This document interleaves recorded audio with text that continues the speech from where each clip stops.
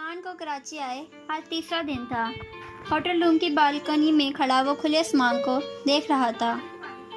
Balcony में लगे light bulb की मध्यम रोशनी ने बालकनी और इसके हल्का हल्का रोशन किया था। वो मध्यम मुस्कुराहट से आसमान को देखता अपनी मिस मासूमा के ख्यालों में खोया था। आह मिस मासूमा, आपने तो 3 दिन में ही मेरा सुकून चैन सब ले लिया। मुझे तड़पा रही हो यार तुम। कॉल पर भी बात नहीं करती हो मुझसे और ना ही तब सामने आती हो जब मैं याले से बात कर रहा होता हूँ। उफ़ यार सनाया, मुझे तुम्हें देखना है। ऐसा लग रहा है जैसे दिल तड़पता है तुम्हें देखने बगैर। क्या करूँ मैं? आसमान से नज़रें हटाते हुए वो शिकायती अंदाज में बोला। बस अब कल ही वापसी के लिए निकलूँगा मैं, उसने फैसला किया। वो एक गहरा सांस हवा के सुपर्द किया। पास ही पड़े टेबल पर कॉफ़ी का भाप उड़ाता मग पड़ा था। टेबल के पास वाली चेयर पर एक डार्क ब्राउन रंग का गिटार पड़ा था जो शायद अभी लाया था। एक नज़र पूरे आसमान पर डालकर उसने पलटकर गिटार को देखा, फिर गर्दन में पीछे से हाथ डालकर उसे मसलता हुआ उस तक आया। उसने कुर्सी पर बैठकर गिटार को गोद में रखा और मोबाइल के फ्रंट कैमरे को ओपन करके सामने ही टेबल पर सेट किया। एक गहरा सांस लेकर उसने वीडियो रिकॉर्डिंग स्टार्ट की। अस्सलाम वालेकुम माय ओल्ड डियर, कैसे हैं आप सब? उसने मध्यम मुस्कुराहट से कहते हुए अपनी दाएं आंख को विंक किया था। Now I am trying to sing a song, so let's start and wish me best of luck. सनान ने कहते हुए गिटार पर किसी धुन को छेड़ा, आंखों को नरमी से बंद किया। गिटार की तारों को उंगलियों से हिलाता वो कोई धुन बजाए लगा था और फिर एक गहरा सांस लेकर उसने कोई साफ गाया था। इश्क का एक ही विरद है, इश्क माशूक के गिर्द है। हो इश्क का एक ही विरद है, इश्क माशूक के गिर्द है। क्यों है बेचैन ये तबीयत, इश्क है ये दर्द है। इस तरह आज मिले हैं सबसे, ढूंढते हैं क्या हम ऐसा जग से। इश्क के दिल के दर पे क्यों आया था, हाँ आया था, इश्क आया था। सो हम नज़र उतारें, हाय रे हम सदके तुम्हारे, हाय रे हम सदके तुम्हारे। उसकी आवाज़ में एक सहर था, हर सुनने वाले को माइल कर लेने की ताकत रखने वाला जादू था उसकी आवाज़ में। उसे शायद खुद भी अंदाज़ा नहीं था कि उसकी आवाज़ किस कदर खूबसूरत और पुरकशिश थी। उसकी आंखों में सनाया का अक्स था। चेहरे पर मध्यम मुस्कुराहट के साथ उसने आंखें खोलीं और फिर सिर्फ बाएं की सूरत में हाथ हिलाते हुए उसने वीडियो बंद की और अपने सोशल मीडिया अकाउंट्स पर अपलोड कर दी। अब उस वीडियो ने कितना ट्रेंड पर जाना था और सनान को उस पर अपने फैंस का क्या रिस्पॉन्स मिलना था ये तो बाद में ही पता चलना था। पूरी रात जागने के बाद याले और सनाया अगली सुबह बहुत देर से उठी थी। उस वक्त शाम के 5 बज रहे थे। हाय यार, मेरे तो सर में दर्द हो रहा है, आफत बेगम के रूम में बैठी याले बोली। तो जाओ चाय बना के लाओ, अपने लिए भी और हमारे लिए भी, मिल के पियेंगे। सनाया ने आइडिया दिया जो आफत बेगम की गोद में सर रखकर लेटी हुई थी।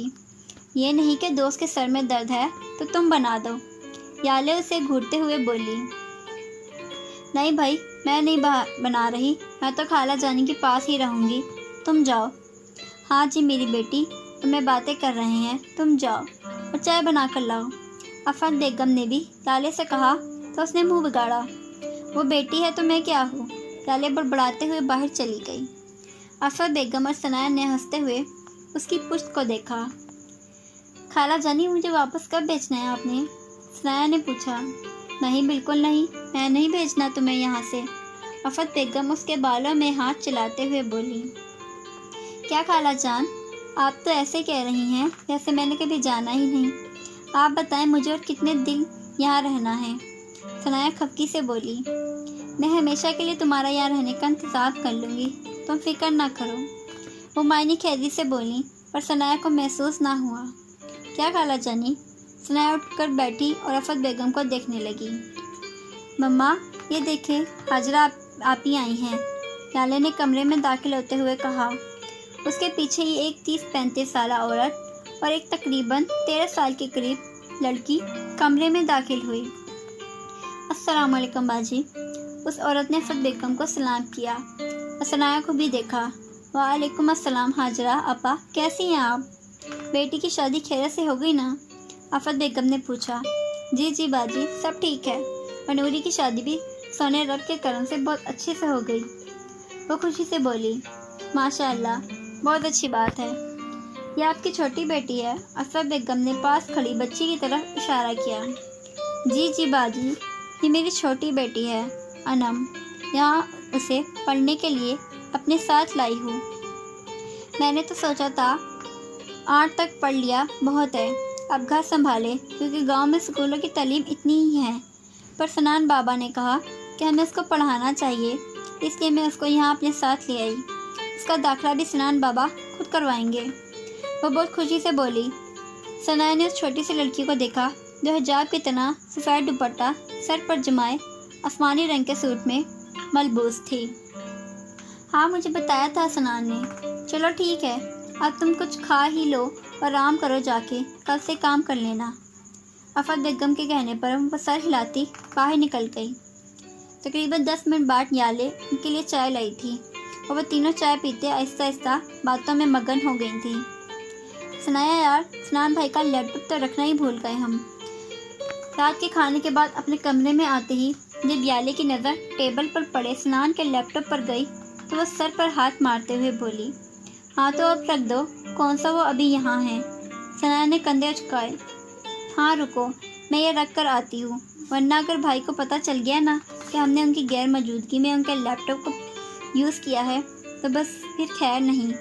वो कोर्स तुम्हें पता तो है, वो अपनी चीज़ों को लेकर बहुत शिद्दत पसंद पोसेसिव हैं, किसी को भी हाथ नहीं लगाने देते। इस्तेमाल करना तो दूर, और अगर कभी मैं भी बस उठा भी लूँ तो वो मुझे भी नहीं बख्शते। और ना ही उन्हें ये पसंद है क्योंकि उनकी गैर मौजूदगी में उनके कमरे में जाए। सच्ची बहुत गुस्सा करते हैं।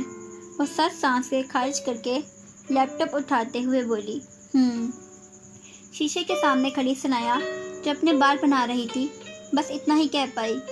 इससे ज़्यादा वो कुछ कह नहीं सकती थी, वरना उसे स्नान की आदत जहर लगती थी। न जाने उसकी चीज़ें ऐसा कौन सा कीमती खजाना है जो वो किसी को हाथ भी नहीं लगाने देता था। वो बस सच कर ही रह गई। याले मेरी बात सुनो, बाहर से आफत बेगम की आवाज़ आई थी। आई मम्मा, याले ने जल्दी से जवाब दिया। सनाया की तरफ पलटी। ओए जानी यार, तुम जल्दी से जाके लैपटॉप भाई के कमरे में रख आओ, मैं मम्मा की बात सुन लूँ। याले जल्दी से कहती रूम से बाहर निकल गई।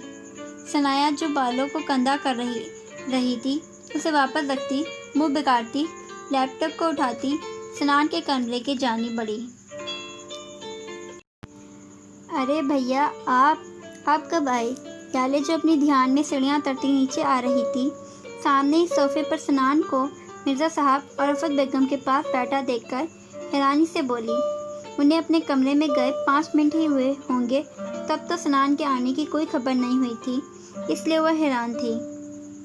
जी मैं आज से तकरीबन 24 साल पहले आया था, पर पता नहीं आपको कभी क्यों नहीं नज़र आया। हालांकि तुम्हारी आंखें तो मगरमच्छ की आंखों के जैसी हैं, बड़ी बड़ी, मोटी और गोल मटोल। सनान ने चेहरे पर मुस्कुराहट सजाकर संजीदगी से जवाब दिया, जैसे नहायत ही कोई अहम बात बता रहा हो।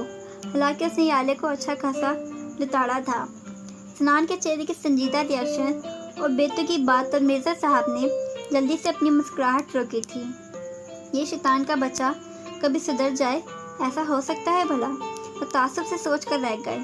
अस्तगफिरुल्लाह, अपनी आंखें देखी हैं कभी जैसे किसी बिल्ली के बच्चे जैसी हों, छोटी मोटी सी? याले दांत पीस कर बोली। अपनी इतनी मीठी मीठी इज्जत अफजाई पर वो जल ही तो गई थी। ओहो, लड़कियां दीवानी हैं मेरी इन आंखों की। कभी मेरी वीडियोस पर उनके कमेंट देखो ना, तो तुम्हारी ये मोटी मगरमच्छ की आंखें और मोटी होकर बाहर निकल आए, समझी? पर तुम क्या जानो, बड़ी आई छोटी मोटी के मुँह वाली। सनान ने जैसे नाक पर से मक्खी उड़ाई। वो तो है ही अंधी, और तुम ना ज़रा खुशफहमियों से बाहर निकल आओ, वरना ले डूबेंगी तुम्हें तुम्हारी ये खुशफहमियाँ। याले ने मुंह बिगा कर कहती उसके पास आ बैठी थी, जबकि आफत बेगम और मिर्ज़ा साहब बस उन दोनों को प्यार से लड़ता हुआ देख रहे थे। वो कुछ नहीं बोल सकते थे उन दोनों ही के बीच में, नहीं तो उनकी खैर नहीं होनी थी। हा हा हा, वेरी फ़नी।